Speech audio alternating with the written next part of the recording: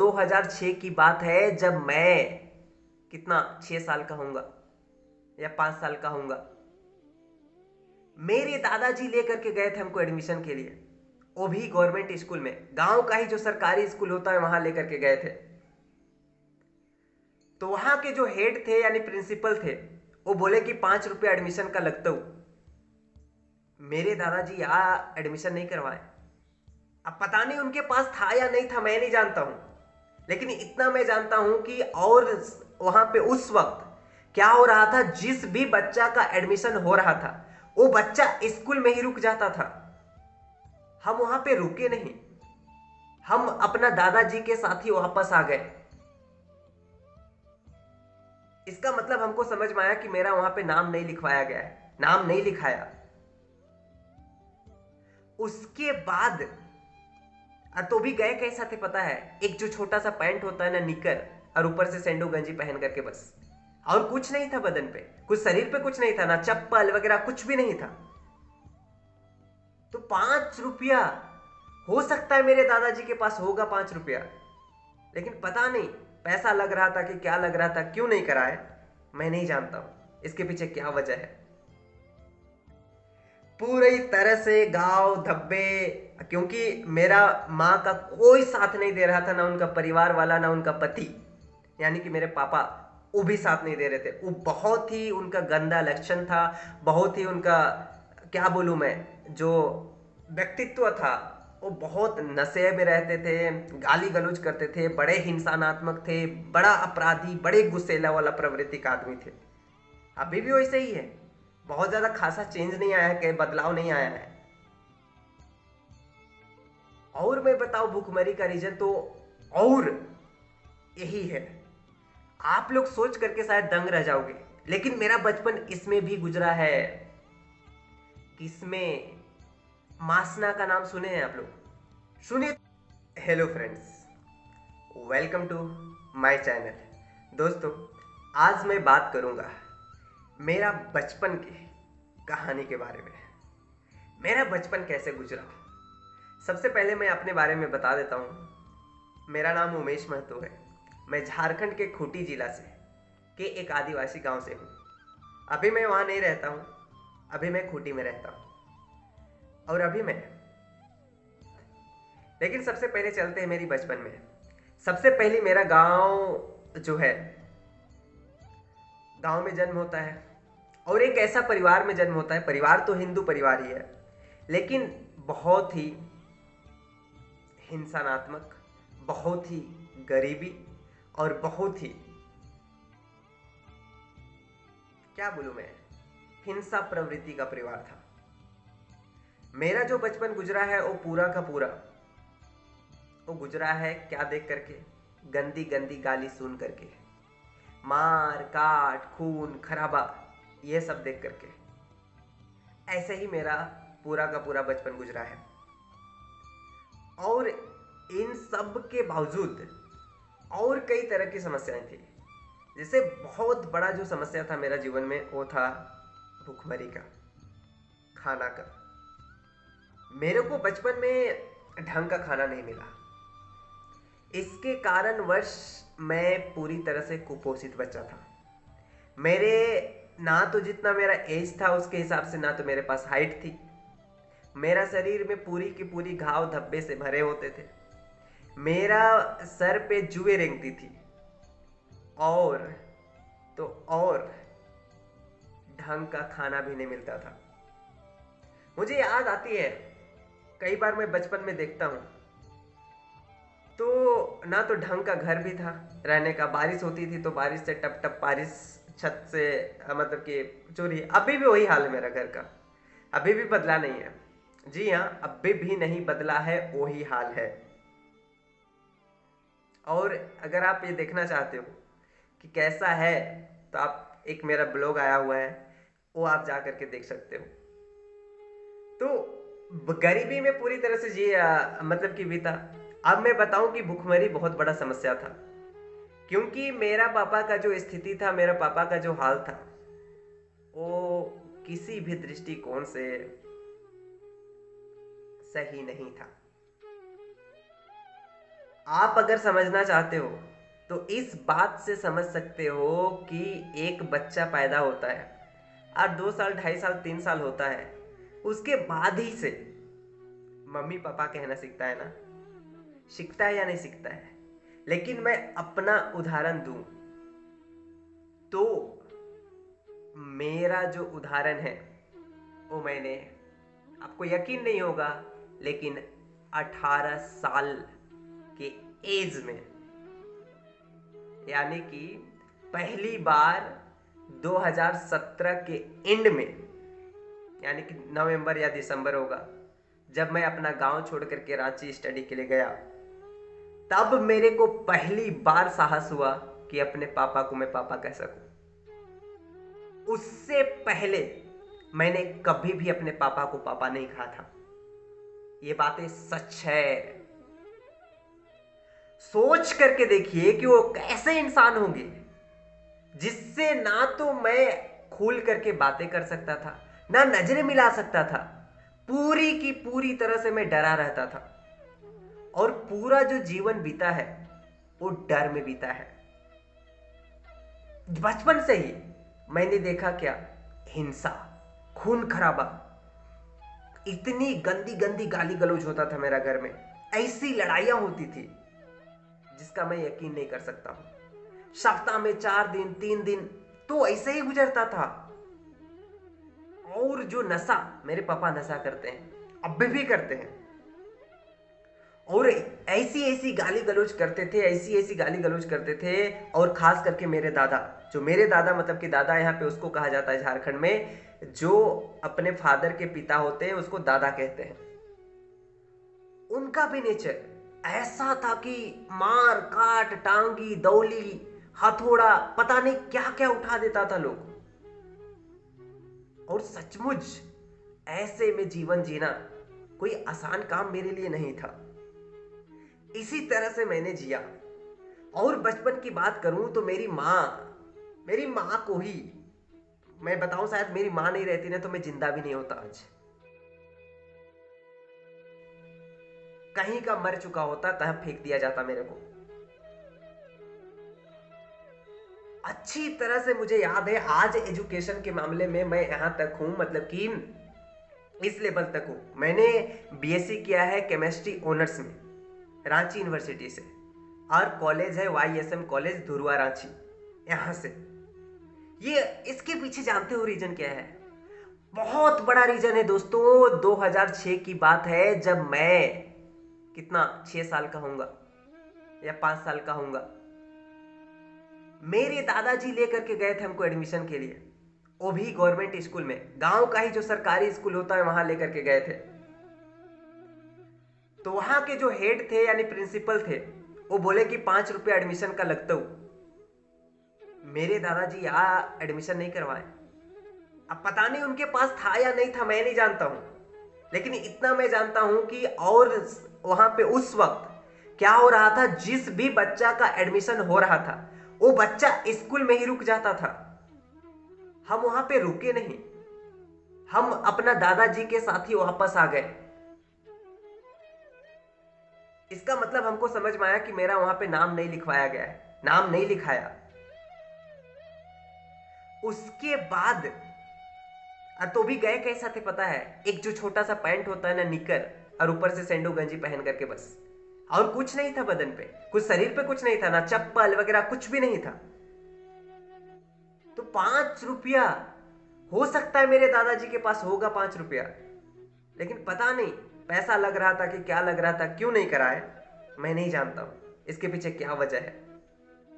लेकिन मैं इतना तो समझ रहा था, इतना जान रहा था कि जो जिसका नाम वहां लिखा जाता था उसको स्कूल में रहना पड़ता था। अगर मेरा नाम नहीं लिखवाया तो फिर मैं वापस आ गया, मेरे को वापस भेज दिया मास्टर। तो इसका मतलब समझ में आती कि 5 रुपया भी नहीं था।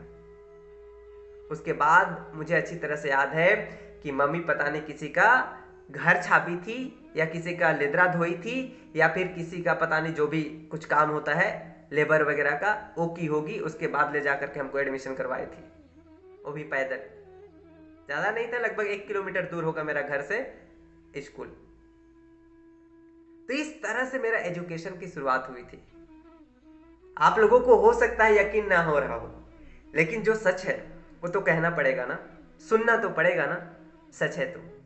इसी तरह दोस्तों और एक घटना याद आती है। मैंने बताया आपको, मेरा जो भी बचपन है वो मेरे बचपन में मेरे जो समाज के लोग थे, मेरे जो सोसाइटी के लोग थे, मैं देखता था मेरे से सब बच्चा इंग्लिश मीडियम में पढ़ रहा था। मेरे गांव में ही एक इंग्लिश मीडियम था। उस गांव में मेरे सोसाइटी के 90% बच्चे स्टडी करते थे, पढ़ते थे, और मैं जाता था सरकारी स्कूल में। और खास करके मेरे ही जो सोसाइटी के लोग थे, मेरे जो समाज के लोग थे, वो लोग मेरे को अपने बच्चों के साथ मेरे को रहने नहीं देते थे, क्योंकि मेरे शरीर से बदबू आती थी, मुंह से गंध आती थी, बदबू आता था, शरीर में कई तरह के घाव धब्बे थे, ठीक है, सर पे जुए थे। तो सब मेरे से घिनाते थे, सब मेरे से दूर भागते थे। तो मैं रहता था किससे? जो आदिवासी बच्चा है, जो उरांव कैटेगरी का बच्चा है, जो मुंडा बच्चा है, उन लोगों से घूमता था, रहता था, उन लोगों के साथ खाता था, पीता था, हर चीज करता था। और वो लोग मेरे से 1 साल, 1.5 साल, 2 साल बड़े होंगे सारे लोग। ऐसे लोगों से मैं रहता था, ऐसे लोगों के साथ घूमता था, फिरता था। और मैं बताऊं, भूखमरी का खाना ढंग को नहीं मिलता था। मुझे अच्छी तरह से याद है बचपन में जब होती थी, जब आटा रोटी मम्मी पकाती थी, और वो आटा जब नानी के घर से आता था कुछ, तो उस वक्त आटा रोटी पकाती थी, तो पता नहीं क्या रीजन था, मुझे नहीं समझ में आता है। और रीजन क्या नहीं समझ में आता है ऐसे नहीं बोलूंगा मैं, वहां पे समझ में जाहिर सी बात आता है कि बचाना पड़ता था। अगर बचाए नहीं तो खाने के लिए भी नहीं मिलता था। तो उतना रोटी जितना हम लोग खा सकते थे, जितना मेरा पेट भरता था, उतना भी नहीं मिलता था। उसके कारणवश मैं क्या करता था ना, कि जो रोटी होती आटा रोटी, तो अपना स्कूल ले जाने के लिए ना अपने बिस्तर के नीचे, यानी कि बेड के नीचे, लेदरा के नीचे छुपा देता था।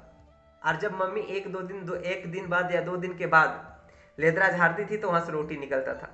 उसके बाद मेरे को डांट पड़ता था, गालियां भी पड़ती थी, इस तरह का। और उसी तरह मेरा माँ का जो परिवार है, वो लोग भी बहुत अच्छी से, उन लोगों का भी बचपन बहुत अच्छा नहीं गुजरा है।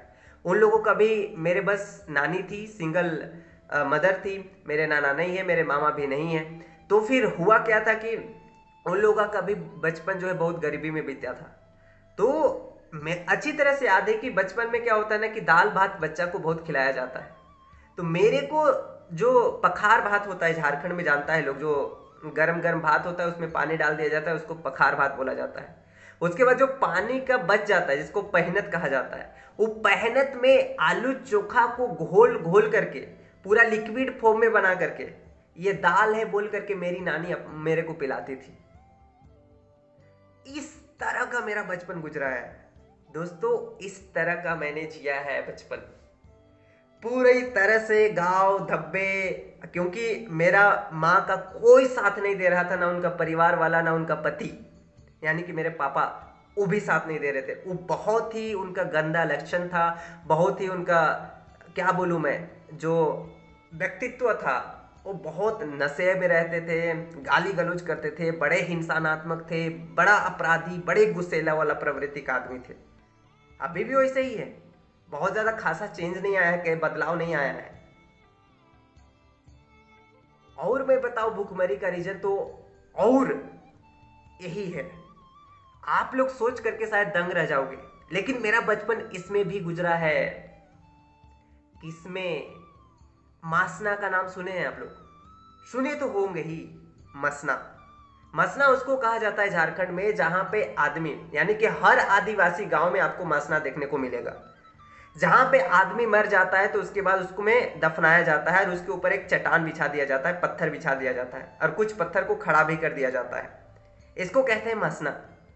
आप लोग यकीन नहीं करोगे, हम लोग जब बचपन में पढ़ते थे सरकारी स्कूल में, तो हम लोग के पास तो खाने के लिए ठिकाना था नहीं, खाने तक को नहीं मिलता था। ढंग का पैसा क्या, आज तक बचपन में हर कोई जीता कैसे है, खिलौना वगैरह वगैरह से, पता नहीं क्या क्या से। आज तक दोस्तों मैं बताऊं तो कोई भी एक भी सिंगल खिलौना मेरी मदर नहीं ली होगी मेरे लिए, नहीं ली है, एक भी नहीं ली होगी। इस तरह से मेरा जीवन बीता। और मैं बात कर रहा हूं यहां मासना की, तो जो मासना होता है, उसी मासना में साल में 1 बार या 2 बार, जो उनके जो जनरेशन के लोग होते हैं, जो मर जाते हैं, उसके जो जनरेशन के लोग होते हैं, यानी उनके परिवार के सदस्य द्वारा ही, कुछ पूजा वगैरह किया जाता है और वहां पे प्रसाद के तौर पे जो रोटी होता है, यानी कि चावल के आटा का जो रोटी होता है, ठीक है, वो बना करके कुछ टुकड़ों टुकड़ों में कर करके वो मसना में ऐसे प्रसाद के रूप में छीटा जाता था। उसको हम लोग जा करके उठा उठा करके खाते थे। और उसमें से कुछ बड़ा बड़ा या जिसको हम लोग बोल सकते हैं गोटा, गोटा रोटी भी छिपा करके मसना के नीचे रखा जाता था। यानी कि जहां पे आदमी है, आदमी को दफनाया गया है, उसके ऊपर एक पत्थर रख दी गई है और उसके नीचे रोटी रखा होता था। उस रोटी खा खा करके हम लोग बड़ा हुए हैं। ये मेरा सच्चा घटना है। ये मैं जब भी गांव जाऊंगा तो यहाँ पे मैं इस जगह पे जाकर के आपको रिकॉर्ड करके इसके बारे में मैं बताऊंगा विशेष रूप से। लेकिन इस तरह से मेरा बचपन गुजरा है। तो और मेरा घर का जो स्थिति था, मेरा जो संघर्ष था, मेरे को इतना तो समझ में आ रहा था भाई, इतना तो समझ में आ रहा था कि मेरी माँ को मैं आज तक कभी भी, जब तक मेरा बचपन था ना, कम से कम 17-18 साल तक, तो कभी खुश देखा ही नहीं, कभी भी खुश देखा ही नहीं। हमेशा मेरी मम्मी रोती रहती थी, हमेशा दुखी रहती थी, हमेशा पापा के ऊपर चिल्लाते रहती थी, समझाते रहती थी, लेकिन समझने को नाम ही नहीं ले रहा था मेरा बाप। और आज तक भी नहीं समझा वो आदमी। पूरा मेरी मम्मी अपना जीवन बर्बाद कर दी, तब भी वो आदमी नहीं सुधरा, आज भी नहीं सुधरा। ऐसी मेरा घर का स्थिति आज भी है। बहुत दुख होता है जब देखता हूं बचपन को। तो और ऐसी गाली गलौज करते हैं ना भाई, मैं बता रहा हूं 26 साल का मैं हो गया हूं, 26 साल का हो गया। 26 साल में ना मैं कहीं नहीं सुना था जैसे मेरे दादाजी गाली देते थे, जैसे देते थे ना, मैं सुनता हूं तो क्या ही बोलूं मैं। तो देखता था, हमेशा परेशान रहती थी, हमेशा मम्मी दुखी रहती थी। यार देखो बचपन में क्या होता है ना, उतनी समझ नहीं होती है कहता है, लेकिन मेरे को बहुत पहले ही समझ में आ गया था। जाहिर सी बात है, कोई इंसान रात भर रो रहा है, जो धो रहा है, किसी के ऊपर चिल्ला रहा है, किसी के ऊपर गाली गलौज कर रहा है, दुखी है, समझाने का कोशिश कर रही है, तब भी नहीं समझ रहा है। तो मेरे को तो समझ में आ गया था धीरे धीरे ही कि ये जो सब चीजें हैं, ये नशा वगैरह, मैं तो इनसे हमेशा दूर रहूंगा। बहुत पहले में ही समझ में आ गया था मेरे को। पता नहीं अभी कई सारे लोग ये बातें कहते हैं हमको आकर के, अरे गांव में रहता तो शायद तुम भी करता। नहीं करता भाई, नहीं करता, ये काम तो कभी भी नहीं करता, क्योंकि मेरे को बहुत बचपन में ही समझ में आ गई थी किससे हालत क्या होता है घर का। पूरा का पूरा जिस घर में शराब पीता है ना, शराब पीना देखो एक गंदी आदत तो है ही, लेकिन शराब पीने के बाद जो आप कर रहे हो ना, ऐसा जहां मेरे घर में हुआ है, शराब पीने के बाद जो चीजें हुई है, वो बर्दाश्त करने के लायक है ही नहीं।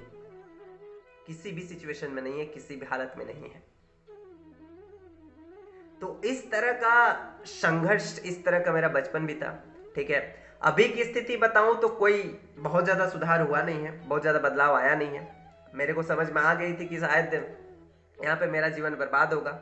तो मैं 2017 का एंड में, यानी कि समझिए 2018 में ही, मैंने अपना घर छोड़ा और घर से जा करके रांची में मैं अपना पढ़ाई जारी रखा। और वहाँ भी मैं पढ़ा रहा था, पढ़ा पढ़ा करके मैं अपना ग्रेजुएशन कंप्लीट किया, बीएससी केमिस्ट्री ऑनर्स में मेरा कंप्लीट हुआ। उसके बाद अभी जो है, होप आपको कुछ सीखने को मिला होगा और कुछ समझ में आया होगा। और मैं बात करूँगा इसके ऊपर, कई सारा टॉपिक आएगी, कई सारा स्टोरी आएगी।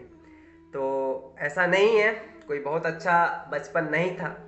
तो अगर आपको वीडियो समझ में आया और आपके कोई परिवार में कोई सदस्य, आपके भाई या बहन या आपका कोई दोस्त इससे रिलेटेड कुछ जीवन जिया हो, तो उनके साथ शेयर करिए। और फिर उनका भी सपना है, उनका भी अधिकार है कि वो भी सपना देख सके।